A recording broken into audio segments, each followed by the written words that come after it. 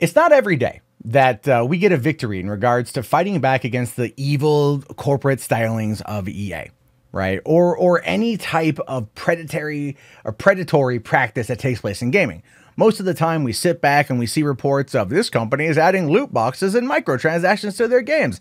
And everyone out there makes videos and goes on Twitter and social media and is all like, no, do not buy this. Do not engage with this. Fight back. Use your wallet. And of course, those aren't even the people that EA is looking for. Or any of these companies are even remotely looking for. They're looking for the pay piggies. They're looking for the whales. They're looking for the kids who take their parents' credit cards and spend money without telling them. And then, of course, trying to charge it back to the bank later on. But the company still gets its money because at the end of the day, it's all about the almighty dollar, right? And EA is never has been one to shy away from filling its investors' pockets because that's a company that is ultimately their job. Let's be fair, that is true. But one of the good things to come out of the whole Battlefront 2 loot box scandal is that people turned it up. You start messing with Star Wars and it pisses off a lot of fans. And those fans went to their government in other countries and complained and got the government to look at this and go, is this gambling for children? Is this a thing? Is this where we are? And then, of course, we got ourselves a win today because I view this as an absolute win. EA removes FIFA loot boxes to avoid legal trouble with Belgian authorities. So Belgium, Belgium. Yeah, there we go. That's it. You've done a good job. You've done something good. You've got EA to pull out, right? You got it to pull out of loot boxes in your country. Set the example for the rest of the world. Because it's going to be much harder in other places due to the whole, regulations and everything else. But hey, Belgium, I keep screwing that up, but Belgium has done well for itself. Now, it says here, EA will no longer offer FIFA points for sale in Belgium. Following the loot box controversy in Europe, EA has announced it will concede to Belgian authorities and stop selling FIFA points in the country to fall in line with local gambling laws. After further discussions with Belgian authorities, we have decided to stop offering FIFA points for sale in Belgium. The change will come into effect on the PC and console by January 31st, meaning that players will not be able to use real money to pay for loot boxes. Instead, in-game content can be unlocked through gameplay, as has always been the case, apparently. Any existing FIFA points on players' accounts can be spent, but you won't be able to buy any more. And that's good. That's good. You know what it does? It keeps it away from kids. And the fact is, FIFA and football, soccer, whatever you want to call it. I'm an American. We call it soccer here. Deal with it. It's popular with the youngsters. In fact, soccer is getting more and more popular as football is starting to wane in popularity. Interesting to see the pendulum kind of shift. You know what I mean?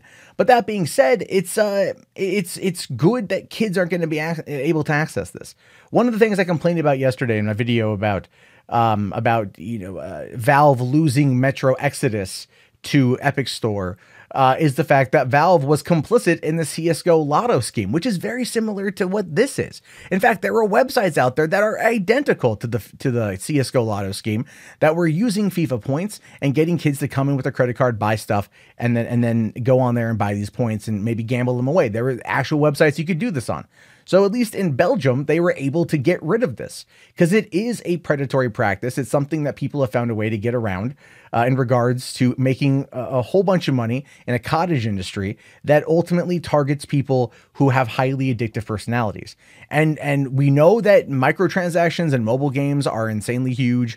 We know microtransactions in games are insanely huge. And it's always like those few people that ultimately ruin it for the rest of us, right? They do. They ruin it for the rest of us. So I have to give it up wholeheartedly to the fans, to the gamers, to the community that complained in Belgium and got them to overturn this. Now, it's not just in Belgium that they're having some headway in this department, right? There's been other countries that have been looking into it. I think other states, even here in the United States, have been again looking into it.